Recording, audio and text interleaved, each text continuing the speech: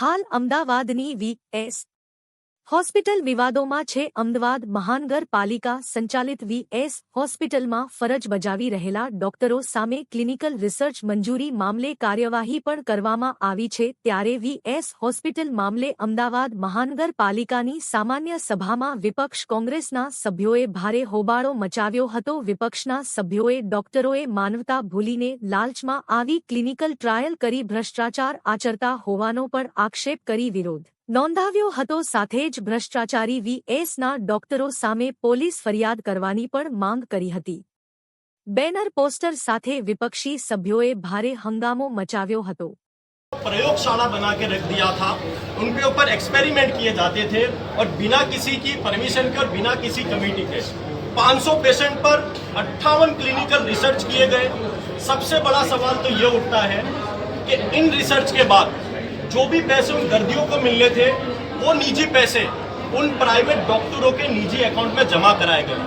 आज कांग्रेस पार्टी इतने बड़े महाकौभांड का इस सदन में आज के बोर्ड में सख्त विरोध करने वाली है और कई ऐसे सवाल हैं कि कॉन्ट्रैक्टर डॉक्टर्स थे, सिर्फ उन्हीं को सस्पेंड करने में आया है।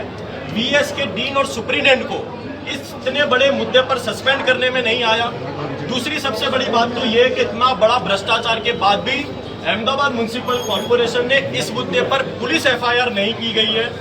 तीसरी सबसे बड़ी बात तो ये है कि जो भी पैसा उन निजी डॉक्टरों के अकाउंट में जमा कराया गया था उन सभी पैसों को वसूला जाए।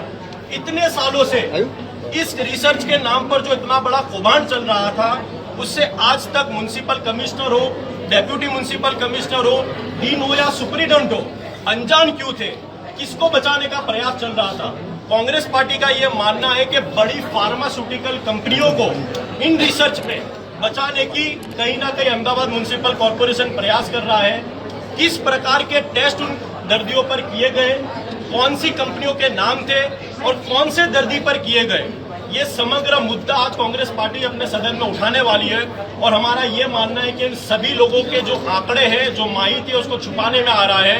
कांग्रेस पार्टी इसका सख्त विरोध करती है और कांग्रेस पार्टी का ये भी मानना है कि इसी प्रकार की रिसर्च के नाम पर जो कौभांड है वो एसवीपी में, एलजी में और शारदा बहन में भी चलते होंगे।